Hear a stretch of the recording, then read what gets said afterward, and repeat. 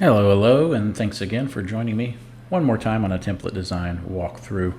The name of this design is Dynamo. So we're going to jump over here into the Photoshop layer stack, take a look at the layer options within this, how to easily customize this for the looks that you need. And let's just jump into it. So starting at the top, as usual, is our color grading layers. So these are grouped. There's a few different layers going on in here. Some layers designed to really affect the contrast and the color of your overall image. Think of this as like polishing layers to really just give that extra little refined boost to your images at the end. But as always, because these are layered, you could change the opacities of these, turn them off or on, and create the different looks that you want based on those combinations. I will point out that you will see that at the top of this group there is this color grade 2 layer, and attached to it is this color grade warmth control.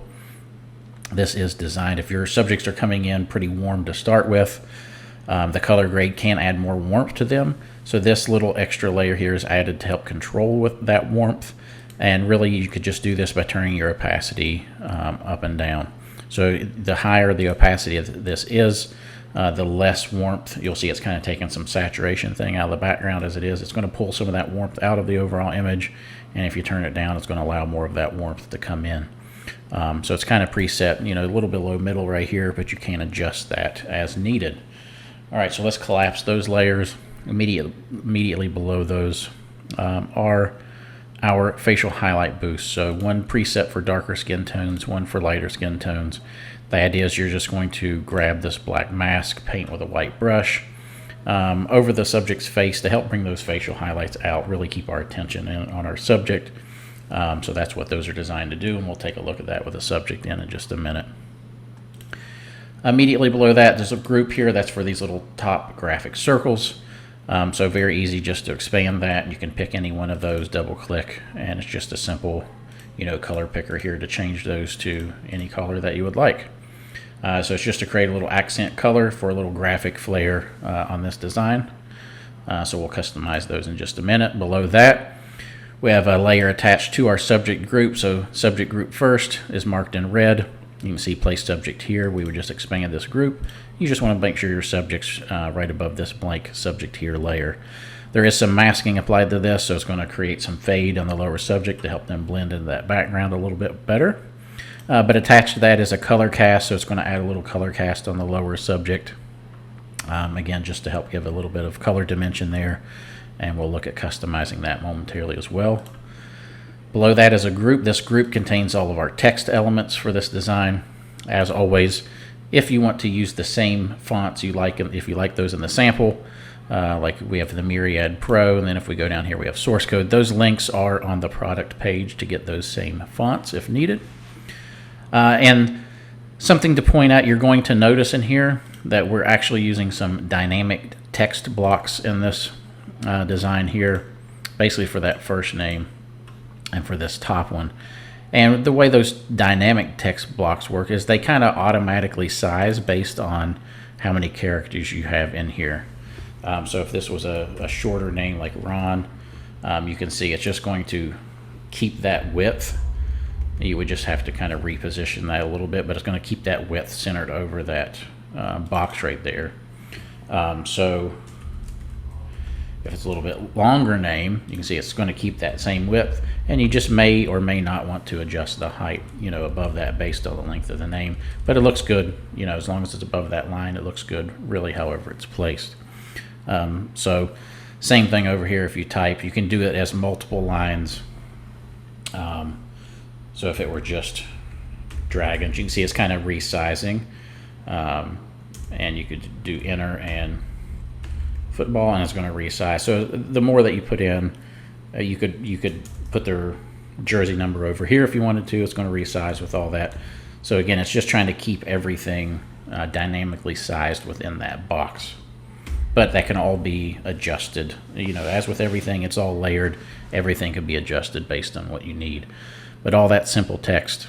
I will point out that there are a couple, again, text set up to have a graphic feel to them. These can be customized as you would like. They're kind of preset for this top one's like group of 2 letters. Down here is like groups of 4 letters. So it works for like football or baseball or something like that. But you can really break that up however you want. And we'll take a look at customizing that here in just a minute. So, but all your text is in this text box. There is this text bounds box, so it's just a white highlight. Of course, you could just double click that and make that any color that you want as well. Well, really, the box is irrelevant. It's the stroke line here that's going to be changing that. So come into the stroke line and you could change that color here, or you could select the color however you like. Okay, so that's done here within that stroke line. So let's close up that text box for a minute. Below that, we've got some selective color happening, which is basically creating like this vintagey type of wash over that background. That could be turned on or off as you like. We got some grain overlay, which really is designed to give some texture, but you can see because there's so much just gradient in the background, you can see when I turn it off how much banding exists in this background, and that's really designed just to help get rid of that banding, but also it's done a little bit extra to give it some texture as well. All right, so it's kind of doing a couple things at once. Now we have our background color cast, which is going to create this overall coloring of the background. Below that is some brightness and contrast adjustment happening here, just to darken things up. Now we have another subject box. Now this, again, marked in red again, typically where your subject's going to go. There's a couple different things that I like to do. Either it could be a duplicate of your subject, it could be a secondary subject image, or it could even just be a background of like a field or a sky or a gymnasium or whatever. You could really put anything in this group that you want to exist in that background. But there is a gradient happening on that once your background is in, just to create some fading and transition on that. This is that bottom fade that's giving us that cool dark transition against the bottom here. And then just your overall background gradient, which is creating that lighting and shading in the background, is here. All right, so let's bring a subject in and just take a look at customizing this. So I'm going to come over here. We had a subject loaded up. Let's drag him over here into this window. All right, we'll drop him in place. I'm going to Command or Control T to resize.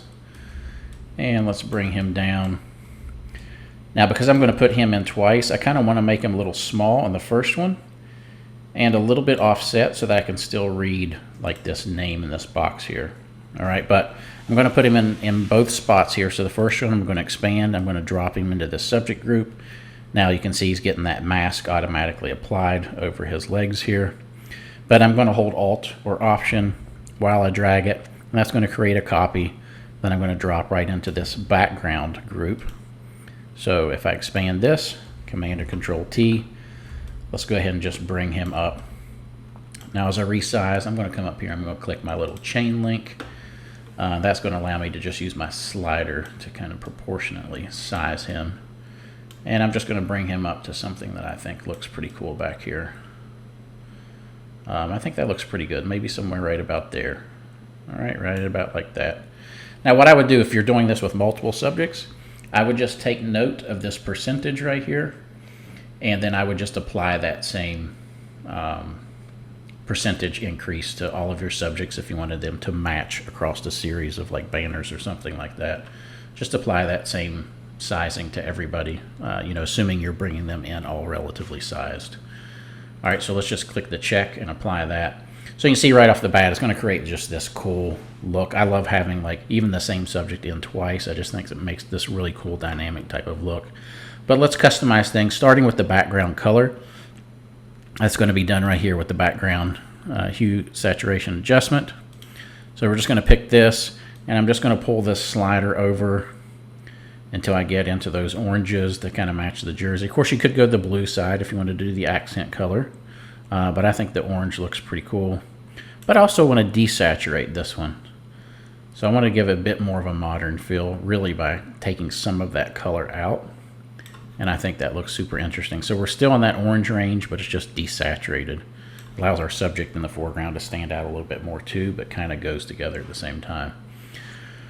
All right, so let's keep going here. So there's our background color. Again, you could change, if you wanted that to be a little bit brighter, you could turn this background brightness on or off, or you could just make adjustments within here.